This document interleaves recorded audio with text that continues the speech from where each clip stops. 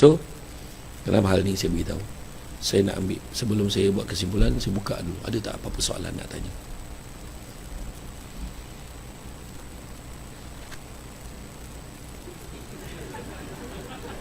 Tiba-tiba tak ada. Semua dah nak ambil gambar dah.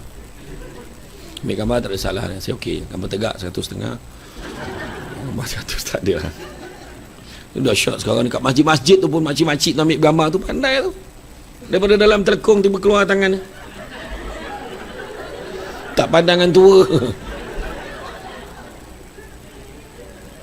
Yang dekat rompin tu saya duduk, lelaki duduk depan, dia menggambar, lelaki duduk depan, makcik-makcik tu belakang. Tengah-tengah senyap tu bunyi makcik tu. Free size tu. Saya tanya makcik tu pula, free size lah makcik, alah yang macam ni. Itu freestyle makcik tu. Tapi dia confident. InsyaAllah lah, ambil je lah gambar. Cuma satu lah, ambil gambar. Mama jangan crop, tinggal berdua. Kalau tinggal berdua, lepas tu buat wallpaper. Mampu lelaki marah aku. Jaga dia baik-baik. So, sebagai kesimpulan, saya nak ambil beberapa pesanan Nabi Muhammad SAW. Kepada yang non-Muslim boleh ambil lah. Prophet Muhammad ni pesanan. Dia kata apa? Anak-anak Adam, kalau diberikan 2 lembah emas, dia akan minta lembah yang ketiga. Tak pernah cukup sebenarnya. Tapi Nabi juga sebut, cari rezeki yang halal, sesungguhnya halal itu cukup buat kamu. Dan Nabi juga sebut, manusia yang paling kaya adalah manusia yang merasa cukup dengan apa yang dia ada. Nabi juga pesan, jangan kamu pandang kecilnya nikmat itu, tapi pandanglah siapa yang bagi nikmat itu. So bila dah ada nikmat bekerja, ada 4. Pertama, dengan mulut sebut Alhamdulillah. Kedua, dengan hati memperakui Allah bagi nikmat. Ketiga, tidak tanduk perangai, kerja elok-elok. Dan yang keempat, memelihara nikmat supaya tidak rosak. Jangan langgar undang-undang. Jangan. Bila tengok orang dekat dalam penjara, bila saya pergi ziarah orang penjara, bila ceramah dalam penjara, tengok, ya Allah janganlah aku buat hal sampai masuk dalam ni. Takut. Tengok sel, ada sel bangunan lama dekat Seremban, ada penjara lama tu, ada satu blok tu, bilik air pun tak ada. Duduk 5 orang dalam baldi buang air. Dan air botol ni yang 2 liter tu buat sempat cebok dia. La ilah Allah, saya kata macam mana ni, 2 jam sekali warden tu akan tukar dia punya baldi. Masih ada lagi. Sebab penjara dah tak cukup. Penjara Kajang yang boleh masuk 5,000 orang sekarang dah 9 ke 11,000 orang. Padat kan macam mana. Tu belum cerita yang penjara tak tentu arah nak letak dia ni lelaki ke perempuan. Dah elok-elok senapang, tiba-tiba tak nak senapang tu. Pening kepala. Kan? Dan begitu juga hidup kita ni adalah antara, bila sebut integrity, hidup kita ni antara B dan D. Birth and death. Birth and death. Antara B dan D, tengah-tengah tu ada satu huruf lagi, iaitu C. Kita ada choice. Hidup yang macam mana kita nak jalani. Hidup berintegriti ataupun tidak, kita pilih. Kalau pilih hidup integriti, insyaAllah berkat hidup kita dunia akhirat. Dan begitu juga jaga organisasi kita. Kalau nak jalan laju, jalan seorang-seorang. Tapi kalau nak berjalan jauh, berjalanlah bersama-sama. Deep tak? Balik nanti pegang tangan husband, abang, kalau abang nak jalan laju, jalan seorang-seorang. Tapi abang nak jalan jauh, kita jalan sesama. Macam tu. Okey. Jadi itu saja daripada saya. Ucapkan terima kasih banyak. Bak kata orang, sepandai-pandai tupai melompat, akhirnya jatuh ke tanah jua. Walaupun perkongsian sudah tamat, mudah-mudahan meresap ke dalam jiwa. Cantik dipandang rumah penghulu, kayu terukir dari papan. Alang-alang menuntut ilmu, sebutir pasir kembang kalah menjadi intan. Budak-budak membawa galah nak menjolok buah berangan. Kalau ada silap dan salah, dikata tidak, dicaci jangan. Tenang-tenang air di laut, sampan kelok mudik ke Tanjung. Hati terkenang mulut menyebut, jasa baik pihak kompleks Mahkamah Kelantan menjemput. Rasa nak junjung. Itu saja daripada saya, cuma sedikit makluman. Harap tuan-tuan dan perempuan sekarang kalau keluar nanti, di luar sana ada satu meja ajaib. Atas meja tu ada barang, bukan untuk diambil, tapi untuk dibeli. Sebelum kau sahut bawa balik, kau kena beritahu dulu.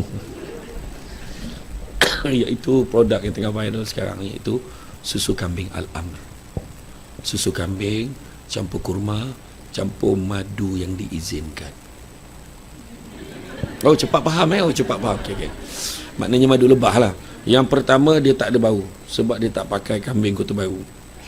Tak adalah, dia tak pakai kambing Malaysia. Dia pakai kambing daripada Holland, Belanda. Yang pertama, dia baik untuk orang yang GERD, gastrik, pedih hulu hati. Minum pagi sekali cukup, sampai petang perut tak masuk angin. Siapa nak diet pun elok ambil tu.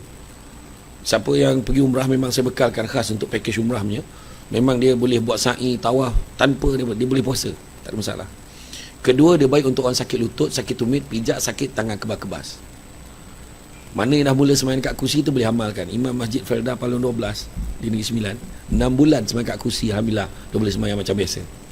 Dan dia baik untuk orang enzima, kata-kata kulit. Ingat ya, minum, jangan buat mandi, minum. Kang memutih pahala pula kan. Kemudian dia baik untuk orang yang orang perempuan yang mengandung, elok untuk ibu dia, dan untuk baby, untuk mengelakkan baby yang lahir tu jaundice, demam kuning, minum daripada awal, insya-Allah cepat baik. Dan begitu juga dia baik untuk orang perempuan yang hormon merayau-rayau tu, kejap awal, kejap lambat, kejap tak mana perginya, boleh minum. Tapi mana dah tak ada tu susahlah cari, dah tak ada. Tapi kau minum datang dia balik rezeki, ya. Hari ni kita offer, siapa beli satu 45, satu kotak 45, tapi siapa beli dua 90. Macam sama beli tayar kata. Satu 45, dua 80. Tak buat duit tak apa, boleh transfer QR Pay, tak ada masalah. Ustaz balikkan transfer boleh? Boleh. Ditakdirkan sampai rumah hilang ingatan. Redha lah. Nampak macam mana? Jadi sungguh yang baik itu datang dari Allah SWT, menegur untuk benci kelemahan saya sebagai manusia biasa. Pokok sekayu daun selasih. Thank you, terima kasih. Assalamualaikum warahmatullahi wabarakatuh. Apakah gemuruh kepada Ustaz? Terima kasih Ustaz. Kita minta Ustaz kekal di situ sekejap sebab ikut tertib kepada aturan kita atau cara kita hari ini ada sesi soal jawab sebenarnya. Tapi Ustaz dah tanya tadi yang fizikal ni memang tak ada soalan ke, saya tak tahu, mungkin segan. Tapi ada yang join secara online Ustaz. Okay. So kita minta yang join online tu kalau ada boleh post dekat chat box tu, nanti Puan Dini akan post kepada saya. Sebelum kita dapat soalan dari yang orang kata online, kalau ada yang sini yang tadi tak keluar lagi soalan tak, mungkin ada apa-apa soalan untuk pencerahan oleh kepada Ustaz untuk diajukan, silakan kalau ada lah. Rugi ni kalau tak tanya soalan tak, kalau tak cerah yang mana tu. So situ ada mic tu, boleh. Online ada online. Yang online tak ada lagi, belum ada lagi. Tak ada lah. Kalau tak ada tu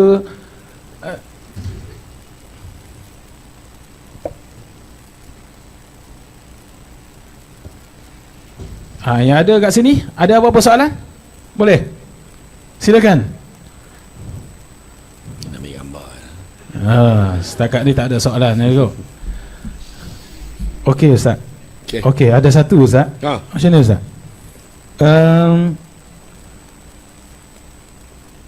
Integriti ini kalau ikutkan dia berkait dengan kehidupan kita ni Ustaz. Tapi selalunya orang kata integriti ini berkaitan dengan tugas. Selalunya orang kata macam tu. Macam mana dengan perkara-perkara lain Ustaz? Contohnya kita hantar anak sekolah ke, kita tempat buang sampah ke, ataupun kita naik kenderaan ke. Sebab kebanyakan kita ni kalau naik kenderaan jadi integriti macam tak ada Ustaz. Dan juga kita ni kalau pergi untuk sembahyang Jumaat ke tengah hari Zuhur ni, selalunya ada yang Zuhur lambat tu dia akan masuk waktu kerja, waktu kerja sikit sembahyang tu. Macam mana Ustaz? Cuba kita ni soalan dari yang hantar kepada saya Ustaz. Saya tanya. Okey. Terima kasih Ustaz. Jadi memanglah integriti ni berkaitan dengan berkaitan dengan kehidupan juga. So itu sebabnya kalau kita sebut tadi adalah satu cirinya profesional. Profesionalnya adalah benda ni kita buat dengan sehabis baik. Mana macam dulu lah pemain bola sepak profesional, dia tak buat benda lain, tak buat benda lain, dia main bola sepenuhnya. Sebab kita nak dia lebih profesional supaya dia main tu dengan lebih fokus. Dia tak risau pasal kena buang kerja, datang lambat, cuti apa semua dan sebagainya. Sebab dia dah ada career dia. Kalau dia main bola betul-betul. Kalau masih nak kerja betul-betul. Itu saja. Jadi dalam satu hal tu sebabnya dalam aspek bekerja ni sebenarnya sama juga di rumah. Tu sebab kata Nabi sebut Allah sangat suka hamba-Nya kalau dalam amal pekerjaannya dia perbuat dengan keadaan baik, teliti dan sempurna. Maknanya bukan hanya kerja dekat pejabat. Di rumah pun sebagai suami buat kerja yang terbaik sebagai suami, isteri sebagai isteri yang terbaik. Contoh macam ada satu soalan orang tanya pagi tadi, kalau dia ambil duit suami dia, tanpa pengetahuan suami. Boleh ke tak boleh? Ada pengecualian dia. Memang ikutkan tak boleh lah. Mana boleh main ambil? Mintalah dulu. Tapi dalam kes Abu Sufyan, seorang sahabat Nabi yang kedekut, dia tak bagi bini duit belanja pun tak bagi, boleh ambil. Itu pun ambil sekadaran untuk belanja saja. Kan? Sebab kalau dia cakap dengan suami kan mesti gaduh punya, dia kata kan. Tapi dia kata dia ambil RM10. RM10 tak pernah lagi mendatangkan sampai perceraian rasanya. Kan? Tapi bergaduh tu maknanya kalau boleh minta itu lebih baik. Sebab integriti ni yang terbaik, ketelusan, kejujuran, kesempurnaan, yang tu yang kita nak kejar. Contoh lagi macam tadi pada waktu kerja. Okey. Isu yang selalu berlaku kalau bab solat tadi, solat Zuhur mungkin tak timbul sangatlah. Solat duha. Ada orang cakap dia dah biasa solat sunat duha, tak pernah tinggal solat sunat duha. Dia kata, boleh tak kalau dia nak buat solat sunat duha? Boleh, dengan izin ketua jabatan, dengan izin ketua unit dia, ketua departmen dia. So kalau dia boleh semayang. Tapi itu hukum umum. Kalau hukum warak, bila kau pergi semayang solat duha, semayang tu bukan semayang wajib, semayang sunat saja. Tapi kau ambil masa wajib bekerja tadi. Kerja ni sebagai satu amanah yang wajib kerja 8 sampai 5 tadi. Dan kenapa kau tak ambil waktu lain untuk ni? Tapi kau nak buat juga sebab hari-hari tak tinggal. Fine. Tapi kalau 5 minit kita ambil, kalau hukum waraknya, kalau 5 minit kita ambil masa, maka balik pun lewat 5 minit. Ganti balik pada waktu hujung kerja kita. Sanggup ke tak sanggup? Tak sanggup dia kata, apa pula bos dah bagi? Tak, itu hukum umum. Tapi hukum warak yang kita memang nak jaga keberkatan rezeki kita, maka bila kita ambil 5 minit, maka kita cepat. Jadi orang yang sembahyang duha pun tak adalah nak leceh-leceh menangis lah doa meraung semua sampai 10 minit, sebab dia fikir dia kena ganti balik nanti hujung waktu kerja. Jadi itu antaranya lah. Jadi makna kata integriti ni meliputi segenap aspek kehidupan, cara kita, etika berpakaian, kita datang awal ke tidak ke tempat kerja, datang on time, lewat, datang mesyuarat macam mana, preparation kita, tu semua melibatkan integriti. Kan, datang kerja banyak tak siap dia kerja tak pernah siap. Kan, ada orang datang kerja, dia memang datang kemas elok tapi meja dia clear. Sebab apa? Dia jenis tak buat kerja pun, niaga je kerja kat pejabat. Ada juga. Ada orang tu pula jenis ikut orang je. Orang buat kerja dia buat kerja, kalau tak buat kerja dia pun tak buat kerja lah. Orang keluar minum dia pun keluar minum, dia ikut orang. Ada macam-macam jenis. Itu sebabnya kena jaga, sebab kita akan dipersoalkan tentang menghalalkan rezeki yang kita cucuk setiap bulan yang saya sebut tadi.